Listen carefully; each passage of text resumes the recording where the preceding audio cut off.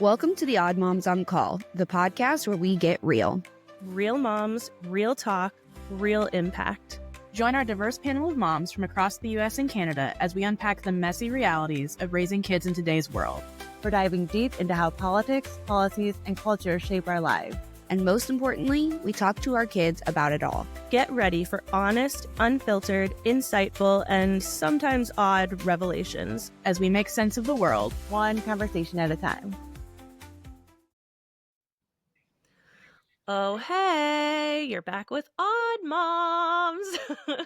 Welcome back to another unhinged episode of Odd Moms, where we're talking about current events and how they impact our family. We have a small but mighty panel with us today and a new face. So we'll roll into our introductions before we even get into what we're talking about. I'm Chelsea. I also host Quiet Connection Postpartum Mental Health, and I am a non-binary stay-at-home mom of two. Hi guys, I'm Tianna. I am a registered nurse and founder of Love to Reform. I also have the PCOS and Prosecco podcast, and I'm just a ball of love and light and happy to be here with you all.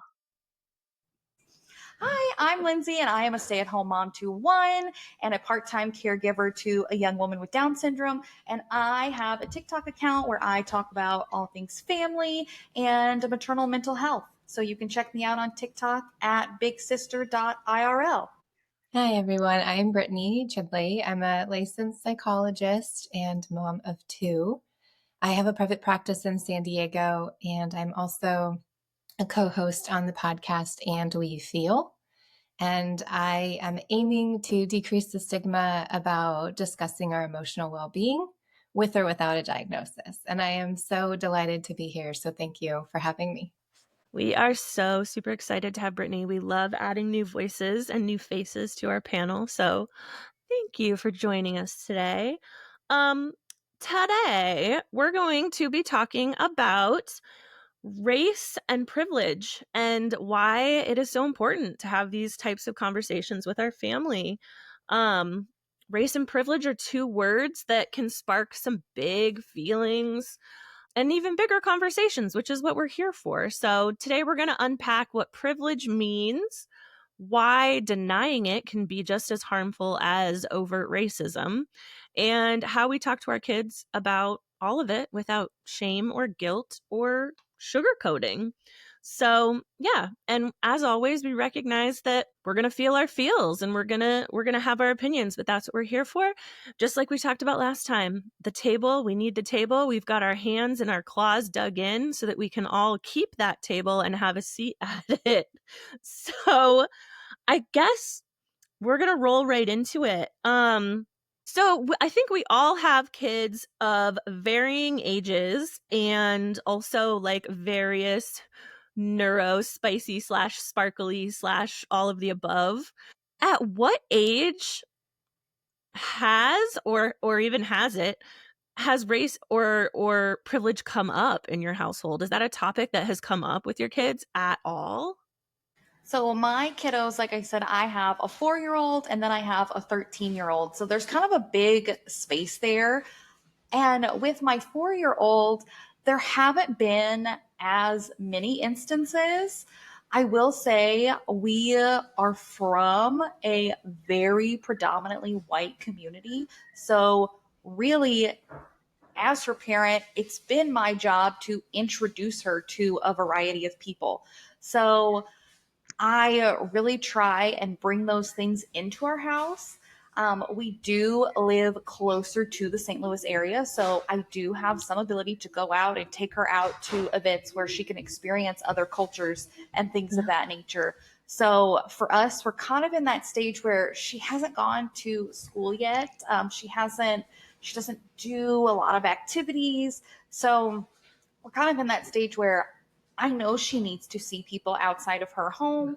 I brought my book stack with me for when we get to that. I was a children's librarian previously, so I've got my mega book stack for us to remember what titles we can work with. But that's kind of where we started since she was a baby. I have a lot of like-minded friends who would be wanting in on this conversation, and they were not quite mothers yet, but they knew that this was something that needs to be talked about. And a lot of these are gifts from them, so they all have sweet little messages in them. But we haven't had a ton of conversations with my 4-year-old yet, but I'm waiting to get there once we go to school. Let's see, who are your new classmates? When are those questions going to come up? And like you said, Chelsea, we all have kids that are different, neuro spicy, like you said. With my 13-year-old that has Down syndrome, with her, we have had some conversations, and a lot of those conversations have to be repeated. She's definitely one to just say something and you're kind of like, okay. And it is hard to gauge sometimes how much of the conversation she's picking up, but I don't think that's an excuse to not have conversations. Just you have to keep having them over and over. I love that you mentioned the kids books. Like, I know I'm jumping in and I do that a lot, but I'm so glad that you have your stack and that I also have many of the titles that I saw in that stack. I'm also a book lover, children's book lover. And before I even, like, I don't need to get into my whole spiel yet, but like, reading in terms of so many of the things that we talk about on Odd Moms is such an easy in for opening up these conversations with your kids. Like, books are it's just literally like the easiest way to sit down and be having a conversation without realizing you're having a conversation about heavy topics. Just some things to throw out there, like babies as young as 6 months old start showing preference for faces of their own race. And by 2 to 4, children can start internalizing any sort of ideas around race that have been perpetuated by their family members or caretakers. So it is super important to read those books and have those conversations really, really early. I love what Lindsey had to say, and I was also thinking about the privilege and the race part. Obviously, we don't choose our race. We can choose how we show our privilege and talk about our privilege. And that was something, even when I was pregnant and thinking about the car seat and the stroller and the pack and play and all of these things that we purchase and consume, how to come across what feels right for me. But even the taking time off from work, I'm self-employed and had complications at some point with my second. And the privilege of being able to take time off, the privilege of maternity leave, the privilege of having a second parent. These were things of being aware and talking about with my partner pre-kids. And then bringing race into it. I love what Lindsey said about the books. That's something that we can have with my son, who is my first. I was really wanting to introduce all sorts of toys and dolls. That will be something in our neighborhood. My son will see a lot of white skin in our neighborhood. And so I think I tried to be as aware and conscious, but it's a sensitive thing when you bring in a child and family and all of the conversations that come with that. So I'm still learning too. I love what Lindsey and Brittany said, but specifically with Brittany, like my son. So I'm biracial, and so I consider I grew up like Hispanic, but I'm biracial, and so my husband is also Hispanic from a different country, and just the way the genes work, right? We're both relatively like dark. Our son came out very, very light. And so for us, that was like, first it was a shock for me because I never knew it mattered so much till I had a son who was very light, and I got very just questions from his pediatrician, from other people about the race of his dad, and then I'm like, why does that matter? Why are we so intrigued? But to take it a step further, my son did show preference very, very young to other women who look like his mom, not necessarily like him. And so that was something that was very confusing for me, if I'm honest, because I couldn't understand how he had preference for some, especially for darker women. There's just not societal preference. And then I learned that he had a preference for his mom, and I was like, oh my God, like I fell in love all over. But we had the conversation because he's a young boy and he does say like, "Mommy, I want." He'll say something and I'll always remind him, it's okay to have preference. What it's not okay to do is to label a whole group of women or to assume that they all have the same attractiveness or unattractiveness because of where they come from. Everyone, like, you can love strawberry ice cream. That's fine, but let it be because you love it and you genuinely like connect. So that's where we are, and it's a topic that I'm very sensitive on, um because I myself don't know. I've never been here before where I feel like it's kind of like reverse, and I myself don't. I want to do it in such a sensitive way, and he's still very young, but I already see with his young friends that there is a preference, and it's just something I never thought as a woman of color that I would have to experience with my kids. I just thought that honestly, like, it's a world that we have to adapt to. And so seeing that he's having trouble navigating that, or like, where am I, it's really interesting. And just hearing you all share your experiences, I'm like, okay, I'm gonna get the books. I'm gonna get some different, because before this conversation, it's never one that I had the pleasure of participating in. I think that's so interesting. And like, so if for listeners, if you are listening and not watching, um, this panel is not super diverse. Like, there are four of us here, and I'm not going to assume how everyone identifies in terms of race, but like, I identify as white. Everyone else can speak for themselves, but I was surprised, Tianna, because I honestly thought, I was like, oh, Tianna's going to have some great resources, and and that's an implicit, like, I don't think bias is the right word, but like expectation. Like, and I'm admitting that I came to the table thinking like, oh yeah, Tianna's going to have some drop some knowledge on us, and you may still, girl, like you you always do. But to sort of hear that that's not a conversation that you were initially prepared for, Mhm. it does surprise me. Like, I thought I was going to be probably the one with the least knowledge in this area. I live in Vermont. We are so white.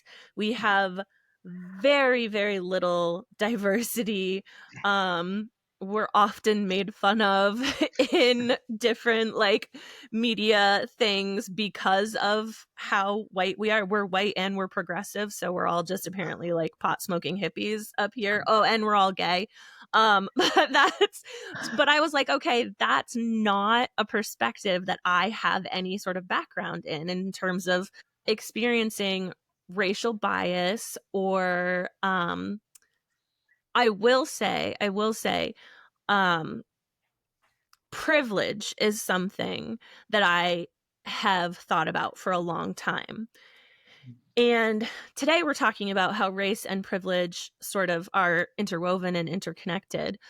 But privilege also goes beyond race too. There's privilege in terms of ableism, in terms, so like, if you have a disability, whether it be physical or Mhm.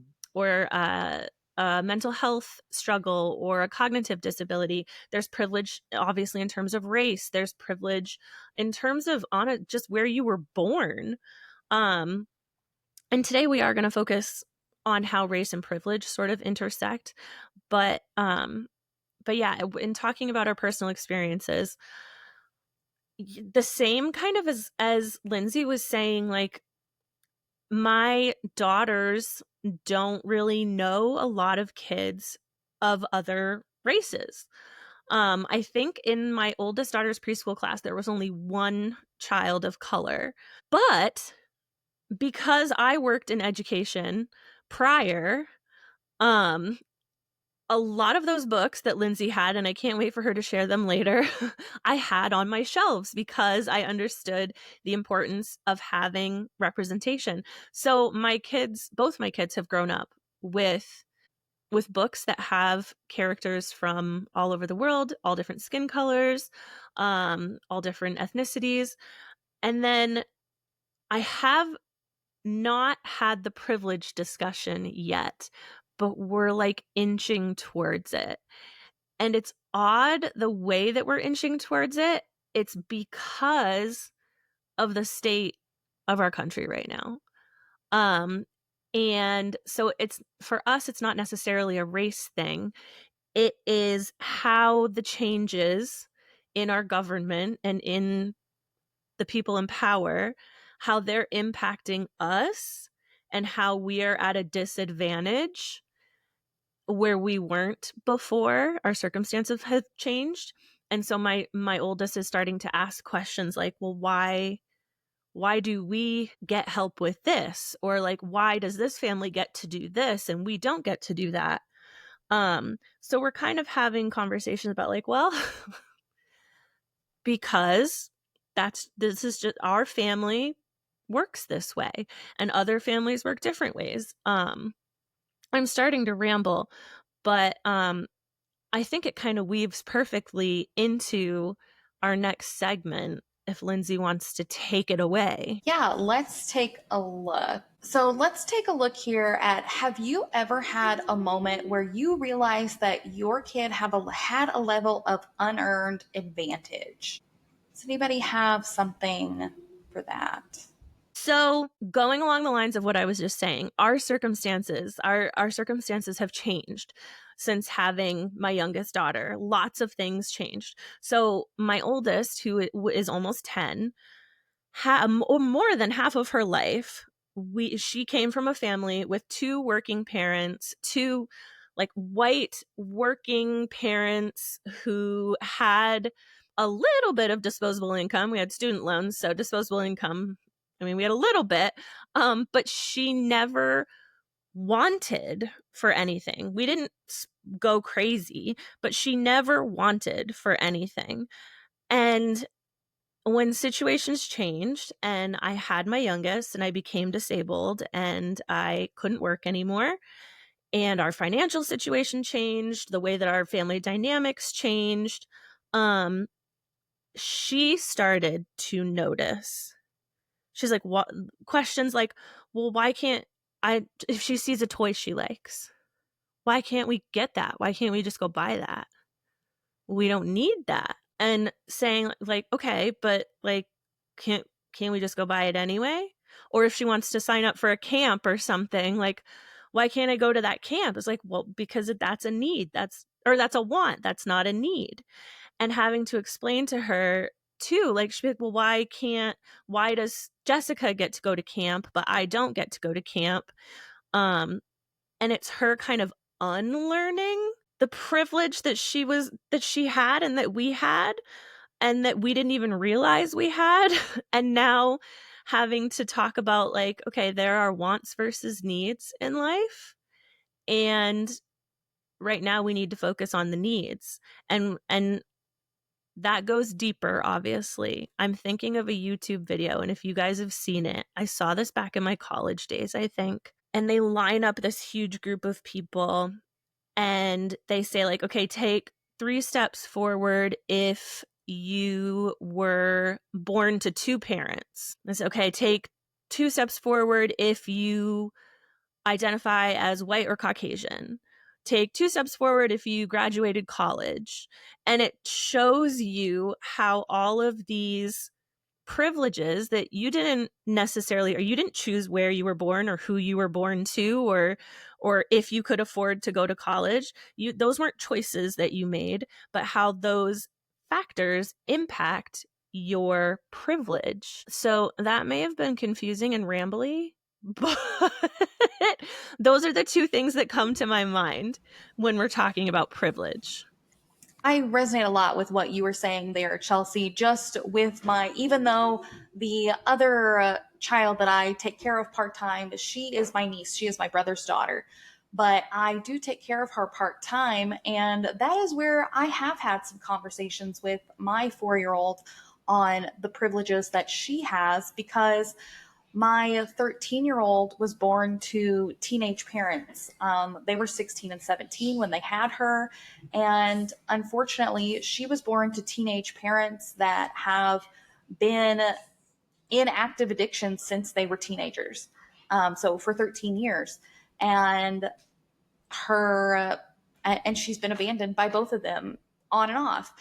And while I have been a constant in my 13-year-old's life, you can't replace the constant of your mother and father being there. It doesn't matter how many adults you have, that are the constant in your life. When you have them, and regardless again of cognitive ability, you still know that and you see that.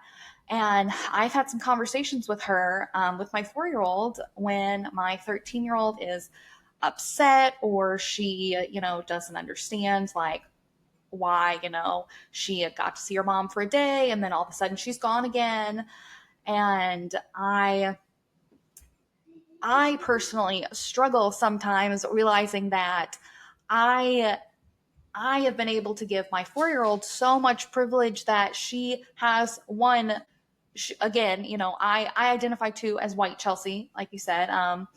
You didn't want to assume anyone's race, but for people who aren't watching, I am white, and my 4-year-old will be a future white woman born to two parents. I am privileged to be a stay-at-home mom. My husband works right now. I don't have to work. The way the economy is going, I'm probably going to have to go back to work. But either way, she'll have two parents who are working, who graduated from college, and who have been here with her every step of the way. And my 13-year-old has never had that. So I've had some conversations regarding privilege with my 4-year-old. I feel like I'm rambling too, Chelsea. So it's just going to be a rambling day.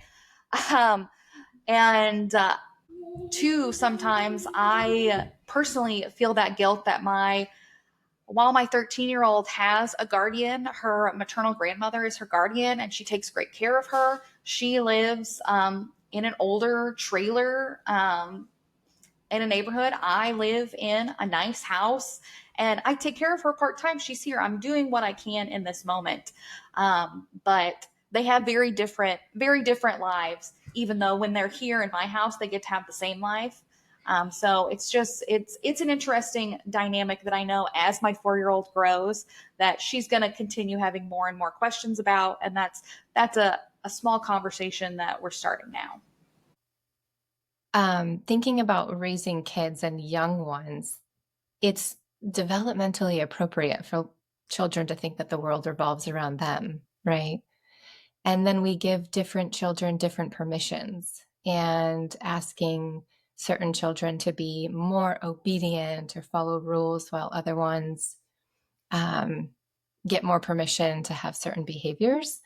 And so I think that was using, the words for kids to express their feelings and to be upset and not want to share at parks, but not necessarily just say, everything is yours because you want it. I think that started, pretty early, and it's still something, even with my children and their ages now, that we're having ongoing conversations about, like, who gets what and why. Why is it okay for them to get that and not you, or for your sister to have that or you to have that? Not everyone is going to respond the same way, but I think it's still an evolving process. I tell my kids all the time, one of my favorite quote, it says, I complained about my feet hurting until I ran into the man who had no feet. Right. And I tell them this all the time because it's so easy to complain from a place of privilege. And even in the place that we are politically, we are still, it can feel like it just can feel like a very heavy time, especially for people of color. Even then, we still have to acknowledge how privileged we are, right? Just to have a roof over our head, we got food, we've, mom's homeschooling them. But I feel like the time that I realized that my kids were really privileged was I used to work for a PPAC. And oh gosh, I mean, nursing has broke my heart in so many ways. PPAC is a center where special needs children go who are too sick for daycare. So it's like, you want to talk about privilege? Let's talk about like all the moms who have sick children who require nursing around the clock, and they have to go back to work and leave those children in the care of a daycare with like, so I was a nursing instructor, nursing educator, and I took my group of students to this PPAC, and I saw a boy who was just like my son. He was very hyperactive, nonverbal, and they were having a lot of issues with him. And immediately I thought, I know what that is. This nutritional deficiencies. We got to work on his diet. We've got to, and then it hit me in what time when he's here 12 hours a day. When the bus picks him up at 5 a.m., he rides in the bus until 7, picking up everywhere all around the city. He leaves here at 3. He's not home till 5. Like, mom has it up to here. And it was just like, I don't think before that it dawned on me like people, there's no like support, there's no like pillar for some people. And even in the times where I'm like, man, we've got it bad, like there's someone else who has it so much worse. And so I always encourage my son to see the world from that perspective. Like, you're never going to have everything that you want, but from the place of gratitude, you have to always understand that someone has less, always, right? And we just operate from that place of like, and we're very spiritual, and it's like, be grateful for the things that you prayed or manifest, or however you want to say it, that you have today, that you have now. Because so often it's so easy to like hit a goal and then you're like, okay, what's the next one? It's like, wait, we cried, like we just moved into our new place 3 months ago. We were hotel living, and this is true story. Like 3 months ago, we lost everything. We were hotel living, and I'm like, can we just, before we're like on to like the next, like, can we understand how privileged we are? There's so many people living in their cars right now, like, right? So I really think that the privilege is a lot in times a mindset thing, right? And you really have to take into account that no matter how bad it can always get worse. And that's what I try to lead with my kids with. There's a couple of things that you hit on, Tianna and Brittany, that stuck out to me.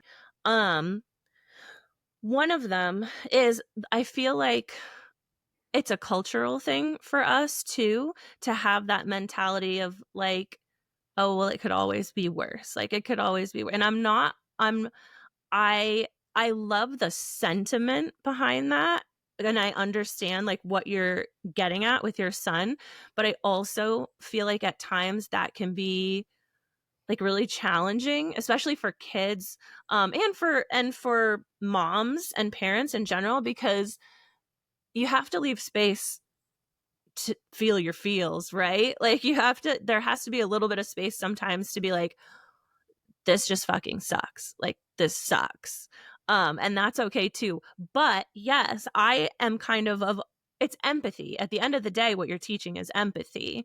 And it's understanding that people in the world are going through things that you don't understand. So yes, while something may be uncomfortable right now, or you're really upset that you couldn't get the new whatever Paw Patrol toy that you really wanted this morning, like, understand that there are families living in a hotel this weekend because they don't have a roof over their head. You can be disappointed, you can be sad. Paw Patrol is cool. I don't think I'm so sick of Paw Patrol, you guys.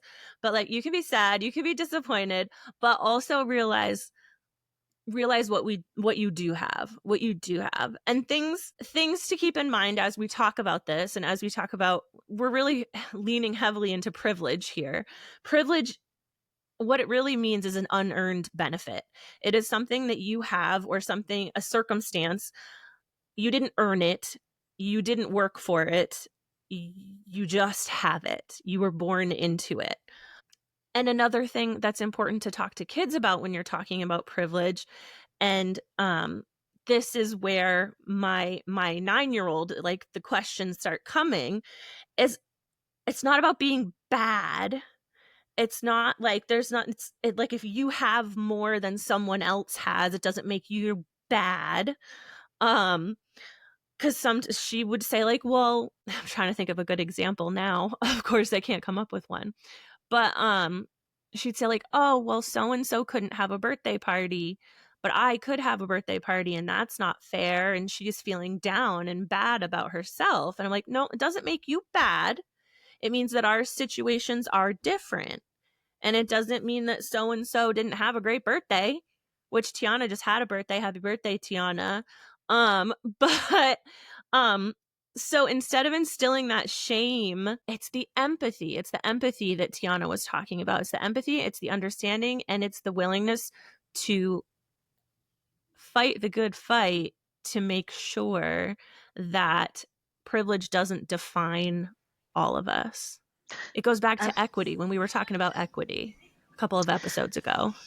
And I just find it a little bit funny, Chelsea, that I was on a different boat.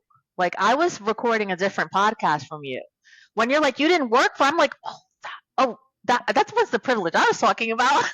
I'm so sorry. I'm like, when I hear you explain, I'm like, wait a minute. Did I go on a tangent? Like totally like, that wasn't privilege. I'm so sorry. Oh no, you're all good. No, you were. You were talking about privilege. You were. Because you were talking about like I love that you always have these one-liners. Like you when it comes to sound bites, Tianna, like I can always count on you because you have these perfect one-liners. But like talking about like if you complain about your feet hurt and then you see the man with no feet, like again, that could be considered privileged if you want to take that absolutely literally. Like, I was born with feet. Okay. There are people who are not born with feet, and that's not a choice that I made or that they made. So no, girl, you were on it. Yeah. You were on Thank you. Give me a little confidence for the rest of the episode. I was on it. Thank you. You were on it. I think I can circle us back real fast here and just kind of bring us together. Because when you paused, Chelsea, and you said that we have to remember that privilege equals unearned benefit, I think that's where a lot of adults that reject the idea of privilege get lost, is that they don't understand the definition. I see my own family members, post things on social media. Lots of times they're just sharing stuff that says, I've worked for everything I have. And that's fantastic. I know you have, but that's not the same thing as privilege. I know you've worked for certain things, but that doesn't mean there were unearned benefits along the way. So having those unearned benefits, it doesn't make you bad to realize those things, but you have to stop and realize them. And I'm glad that we're having this conversation so that our kids grow up understanding the meaning of the word privilege and not just thinking that, well, I'm working for these things. No, it's the things you didn't work for. You just have them. They're just there. Yes, Lindsey, for bringing us full circle there. See, both Tianna and I were like, we're on rabbit holes and we're tangent, and you're like, no, this makes perfect sense. We love you for that. We do. Tianna, do you want to bring us into the next segment? How do you talk about cultural appropriation versus appreciation with younger kids? Cultural appreciation, taking from another culture without understanding or respecting it, especially when that culture has been marginalized. It often shows up as costume, trends, or profit without credit.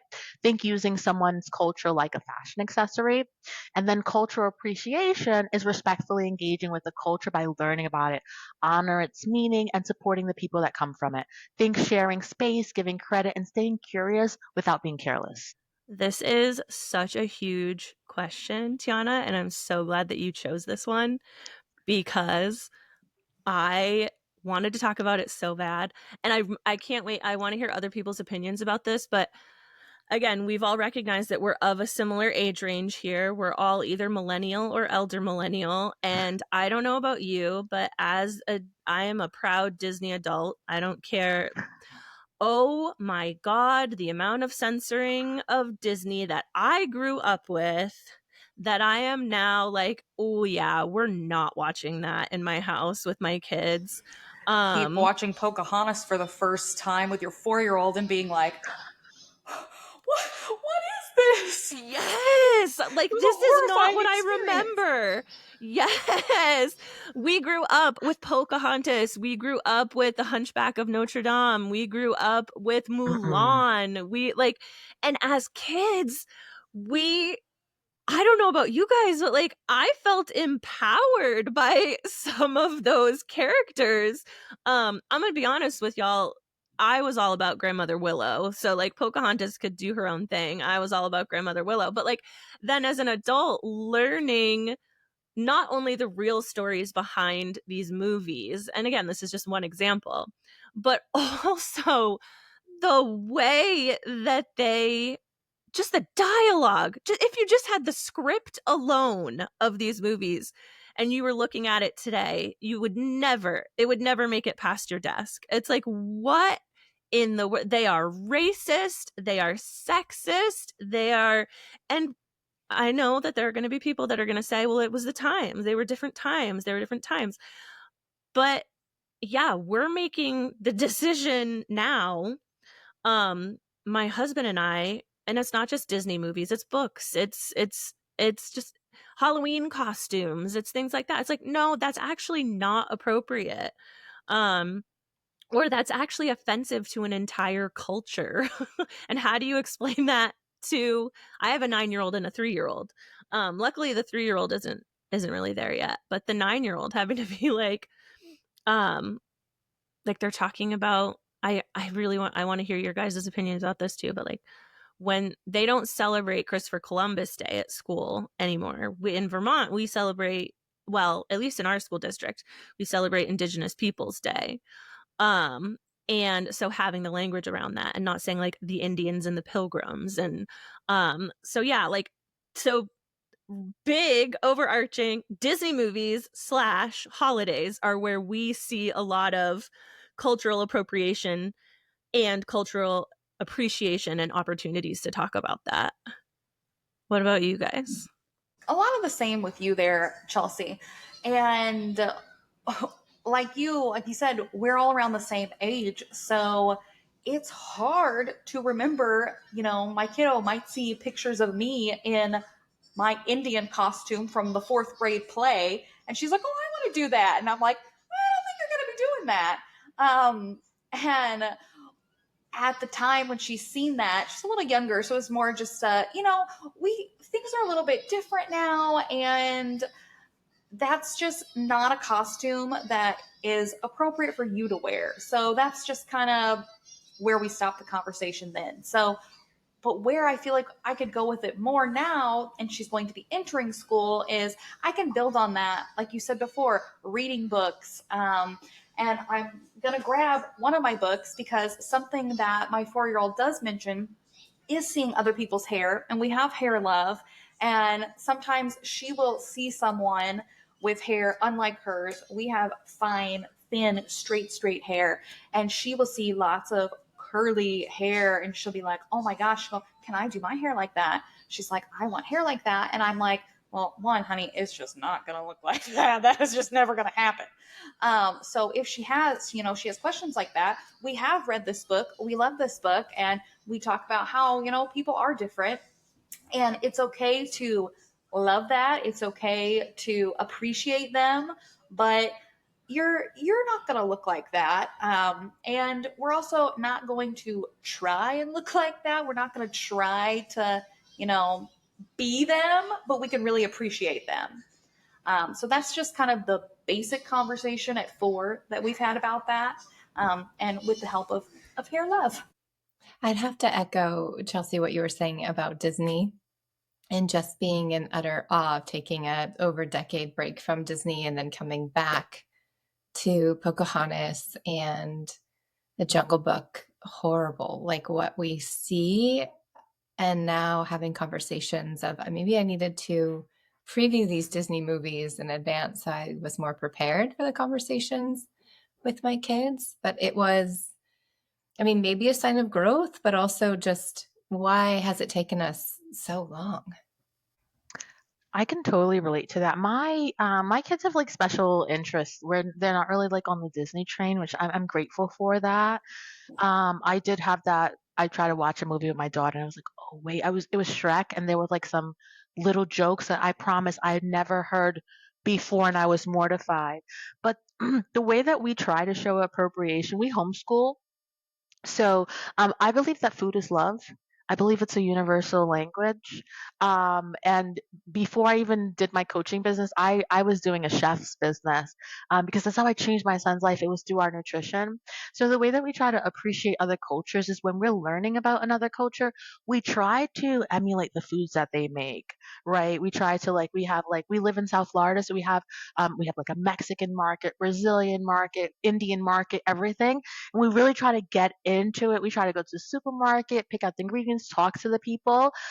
That's how we try to show a cultural appreciation. Now, like many others, like Lindsay, in the past, I have worn especially Indian. I love the tikka. I love right and not completely understanding. But I think when I became a nurse, I kind of like shared that with my clients, like, you know, I really love a tikka, and they actually bought it for me, and then they were able to like educate me and teach me about it.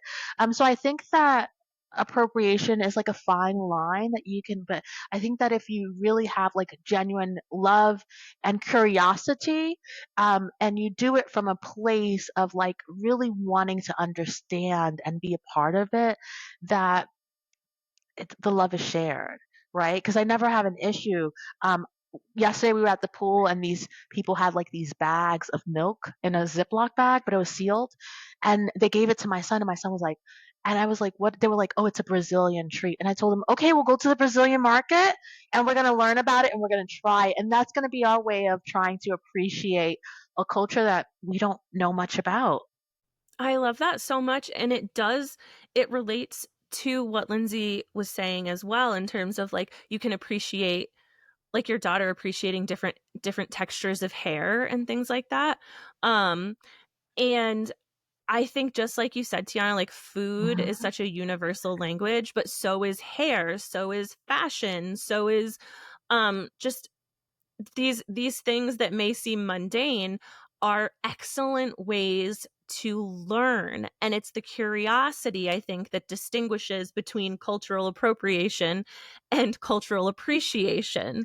Say it again. Yes, right? So it's the curiosity. So nurturing the curiosity, doing exactly what you're doing, talking to people of different cultures and different backgrounds with curiosity instead of I have this image in my head, and it's because of our generation, but it's like the can I touch your hair? Like that's not a really nice question to ask people. No, a lot of people will probably say no. Some people might say yes, but like, so it's the difference between can I touch your hair to wow, your hair is gorgeous. Wow, what do you do? How do you style your hair? Teach me about that. Or like, "Oh, yeah, I love Mexican food." Or instead being like, "Oh, this is delicious. Can you tell me about the recipe? Is this a family recipe? Is this like" so it's the curiosity, and that's a great way to talk about it with your kids and as adults. It's not that difficult. It's really not that difficult. I think we overcomplicate it a little bit. Again, I'm just because you know me, I'm throwing in the facts and statistics. But as of 2022, which feels like forever ago now, only 38% of children's books published featured any BIPOC characters. That percentage has not gone up much. It's getting a little better, but like Lindsay and I, like we have our proud stash of books. It shouldn't be our little stash. Like it should just be the norm. And yeah, you've got to look at toys, you've got to look at shows, you've got to look at books, and you got to think about what's missing. You got to think about what's being stereotyped, and you have to be really intentional with what you're presenting your kids with.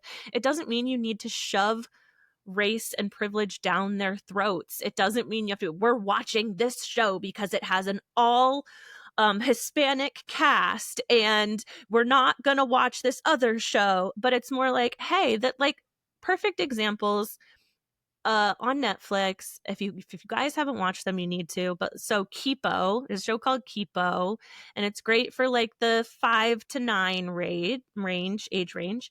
And She-Ra and the Princesses of Power, which was a thing in the 80s, and then they brought it back. And holy, the diversity in gender and race and sexual orientation and in just everything. Like, it exists, and having it be there as an opportunity, not as like, no, we can't watch that and we can only watch this, like, which I think this group of odd moms is so good at doing. And that's one of the positives of, I think we demonize screen time so much, but we can use it as a tool when we're watching things as a family. Or, I was just saying to my husband the other day, my daughter was excited about a new show coming to Netflix. Now I forgot her name, but it's set in Hong Kong, and she loves this cartoon. I cannot remember the name of it, but there was a new season coming out, and she's so excited. We even wrote it on the calendar. And I told my husband, the variety of cartoons available to you at any moment is insane. But it doesn't have to be a bad thing, because we can find that variety. Was I watching shows when I was younger with such variety? No, I wasn't. But now, I can show her from, different countries, races, abilities. We can see all of those things in our home. Yeah, jumping into how we navigate pushback. I'm curious that we're all parents, and I'm sure our kids, naturally their job is to push back. So how do we handle our kids pushing back or saying something that's racist or harmful or ableist? How do we as parents handle that? That is such a powerful question, and a difficult one to ask. Like, I'm excited. I'm glad you chose that question, because our children are going to make racist remarks. Our children are going to make ableist remarks, because they're curious and they don't understand, especially before a certain age. They don't understand that what they're saying is harmful to someone else. So I'm so glad that you asked that question, and I don't want to dominate. I'm not going to go first this time. I just wanted to say, like, yay, you picked that question. I will go first. So I think the biggest thing about responding is not immediately telling them, we absolutely, do not say that. Like, not just like you would approach anything that they do, not immediately shutting them down. Because, if you're immediately shutting them down, it's shutting down the opportunity to learn from it. And, that's with anything that they do. And I think being able to be aware yourself that what they've said is harmful is the first step.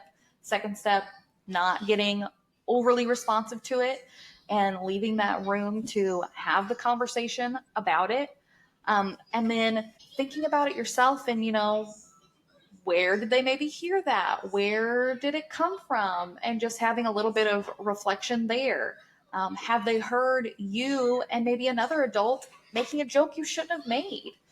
Because it happens. And stopping yourself and, realizing if you have been the bad influence. I'm sure that I have probably said something that I shouldn't have said. I mean, we're all human, and I, am not infallible.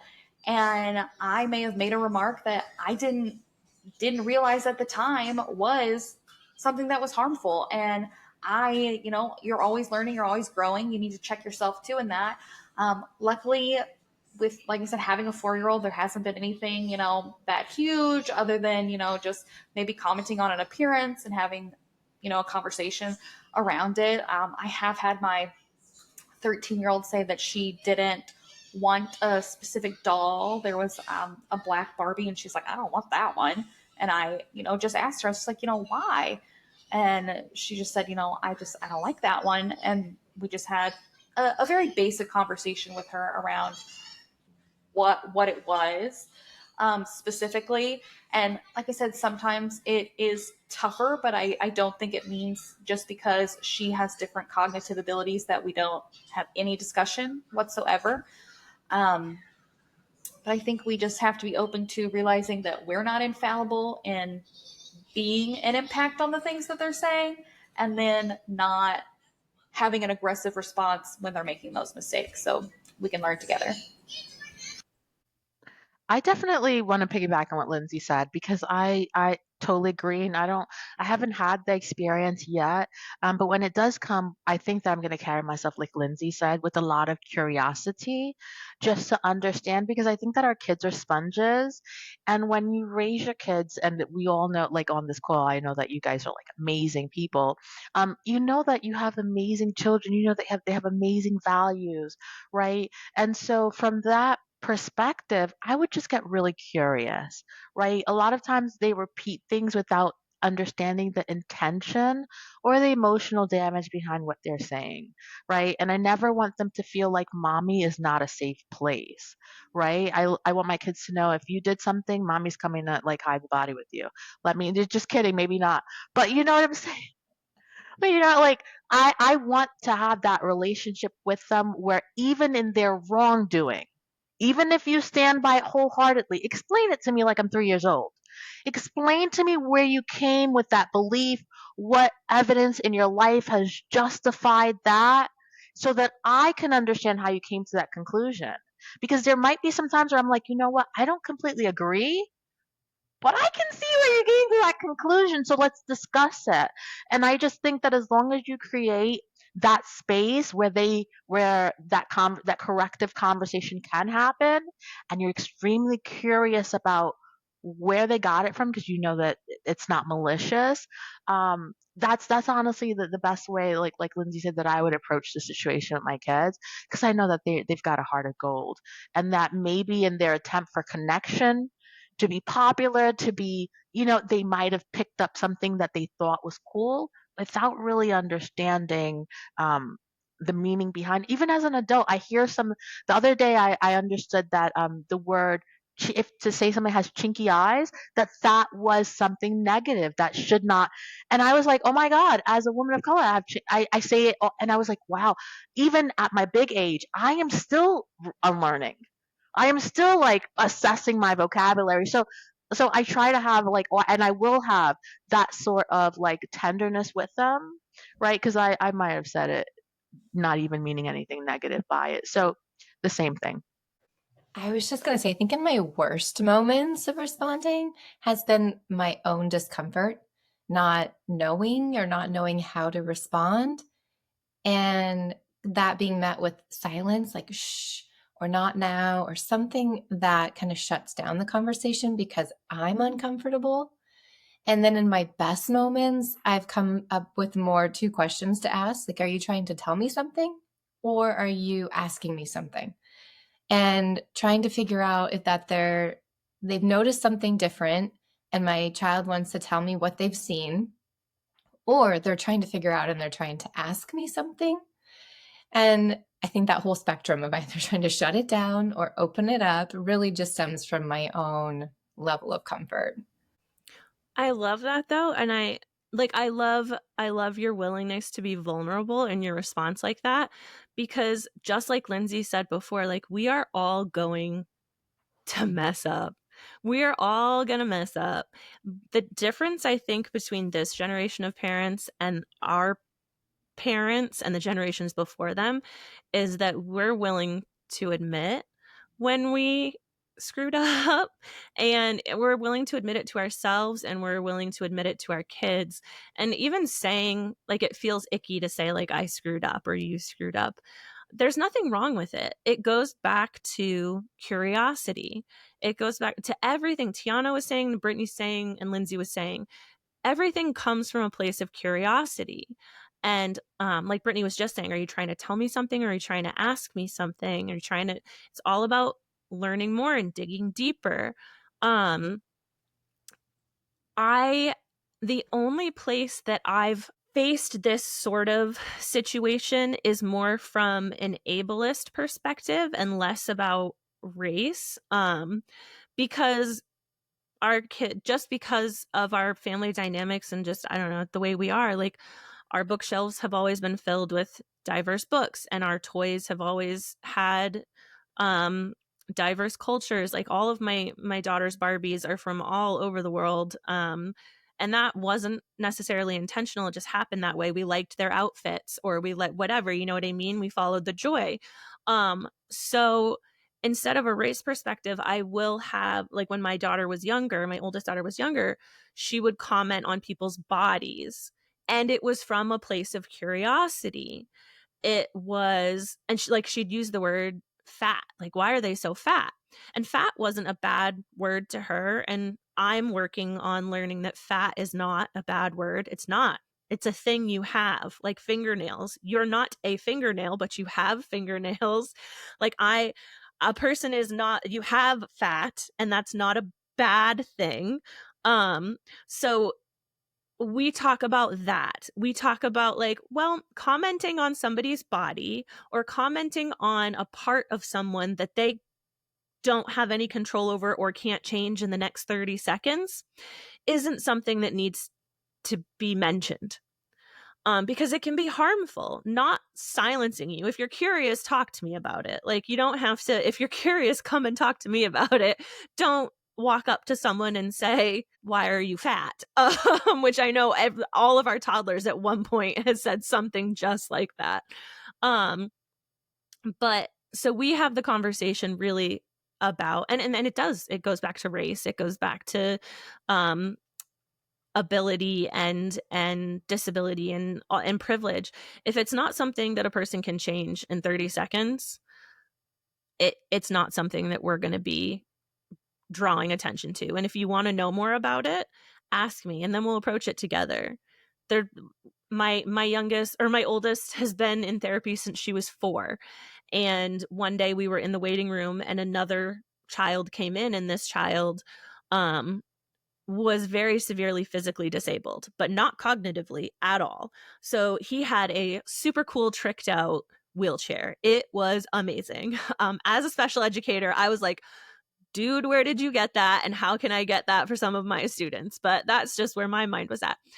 And my daughter looked at me and said, why is he in the wheelchair? And I said, I'm going to help us answer that question.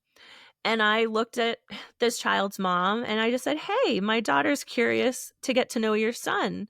Is that okay? And it opened the door. Like, they just started, she's like, hey, I really like your wheelchair. You've got, I think at the time it was like Spider-Man. She's like, you've got Spider-Man on your wheelchair? And he was like, yeah. And then that opened a whole conversation. So yeah, that is obviously like, I picked like the best example out of all of anything that I could think of, but curiosity is what to follow. And understanding that most of the time when our kids talk about these things, it's not coming from a place of malice or of trying to harm someone else. It's coming from a place of curiosity. We are approaching that time. We're approaching that time where first we get fired up and then we have to simmer down. But it is time for our hot take of the whatever. I was going to say week, but we're not weekly. We're whenever. And Lindsey has become our hot take hot mama. So Lindsey, I'm turning it over to you. All right, are you ready? This is our hot take for today's episode. Saying privilege isn't real doesn't make you neutral. It makes you complicit. So, what are your thoughts on that statement? I feel like Chelsea's going to say I'm coming with the one-liner, but I just can't help it. They like bubble up, right? I think of the poem when it says, I didn't stand up. When they talk about First they came for yes. I knew you were going to get me. I can't remember the words, but yes. I didn't stand. When they came for me, there was no one left to stand up, right? And I feel like that is so. It's like it's overly important in this climate, in this time. You know, we have to be so cognizant of understanding that until everyone experiences the same level of privilege and freedom, that we are all complicit. And I think that that's like really powerful. And it can also be a little triggering to come to terms with that, right? That we all on some level have some piece of complacency for a world where everyone doesn't have access to clean drinking water and shelter and things of that sort, right? So that's my stand. I would add to the quote, saying privilege isn't real doesn't make you neutral. It makes you enabling in a way that it just perpetuates the denial and the dismissiveness for one's own comfort. Yeah, I love, and to bring it back to comfort, I think that there is a degree of uncomfortability, and we as parents and as people and as humans need to get comfortable with being uncomfortable, because if we can't do that, nothing's going to change. I get hot about this topic a lot. So the hot take, it fires me up.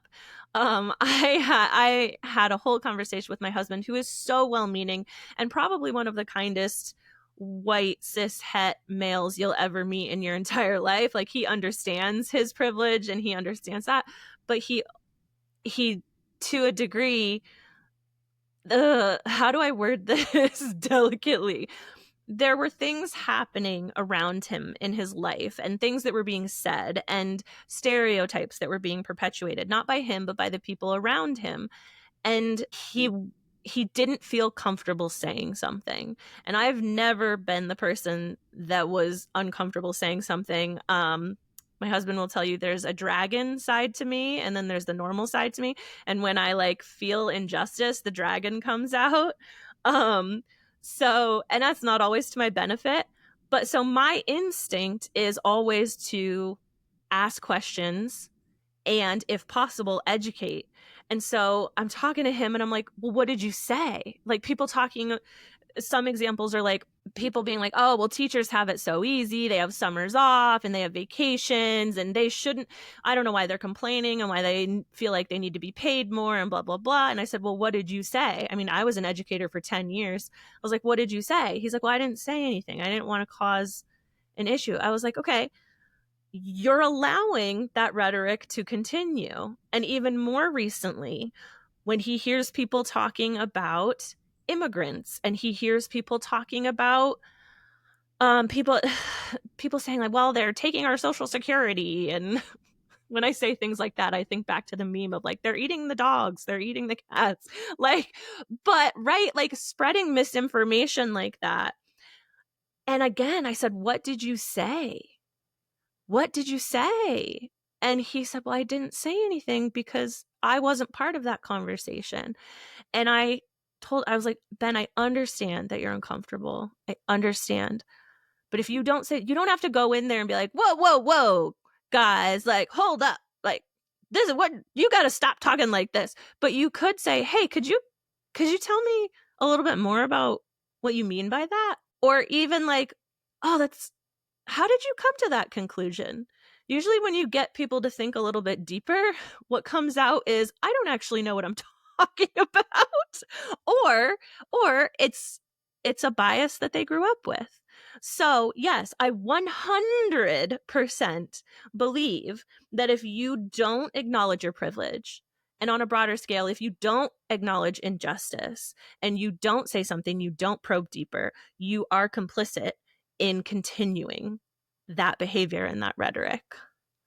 I got fiery, you guys. That was the dragon. Okay, it's my We turn. love the dragon. Because Chelsea, you made me like, because I've had very similar conversations with my own husband, who is also a white male, and he'll be telling me about, something, and I'm like, okay, and what did you say? And he's like, I didn't say anything. And I'm like, how did you not say anything? And I think sometimes, one, yes, he's uncomfortable. And then two, he feels like, I am this white male, I'm not going to say anything. But here's something we didn't talk about. You have to see your privilege, because guess what? You can also use it for good.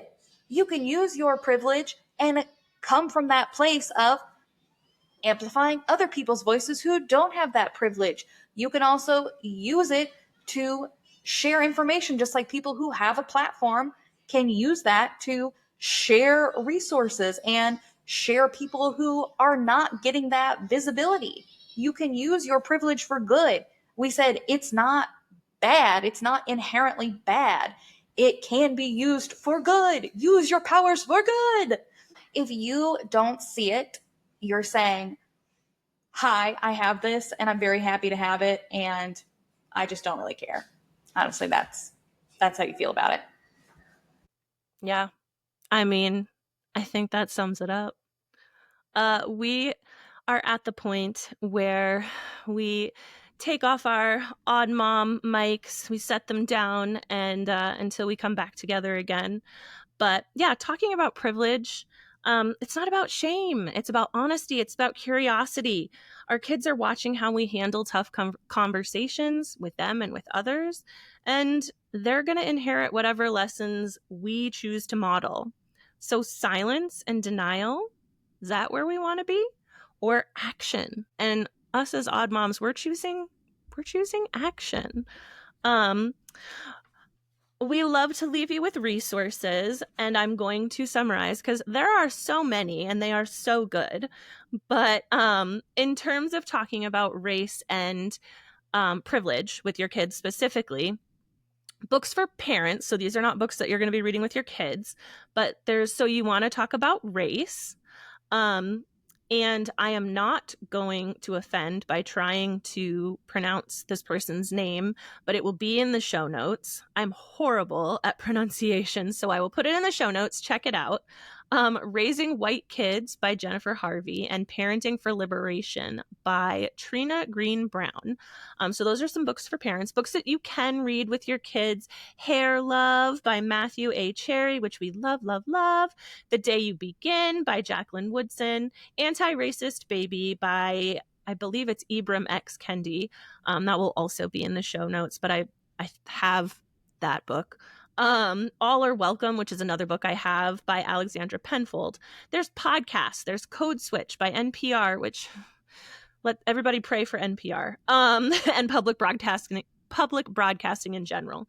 The Conscious Kid on Instagram and Patreon, embracingrace.org, and some actionable tips, things that you can do. And just adjust your media shelf for diversity. Think about the shows you're watching. Think about the books you're reading. Look at your toys. Use everyday moments to talk about equity. And we've talked about the difference between equity and equality. Go back to our previous episodes to learn more about that. And always encourage questions, even awkward questions, because curiosity is what is going to promote growth. So that's the only preaching you're going to get from me. But from all of us odd moms, we still don't have a sign off. Lindsey's We Just Keep Getting Hotter feels so good. But yeah, I don't know. We're here, we're talking about it, and we want you to talk about it too. So send us a message, share an episode, and we might just talk about something you brought up on our next episode. You've been on the line with Odd Moms on Call. Because parenting doesn't come with a manual, but at least we've got each other. If you've loved this episode, don't forget to subscribe. Leave us a review and share it with your fellow moms or anyone else who could use a little chaos with their coffee. Got a hot take you'd like to share? Send us a message or shoot us an email at oddmomsoncall@gmail.com. We might just talk about it on the show.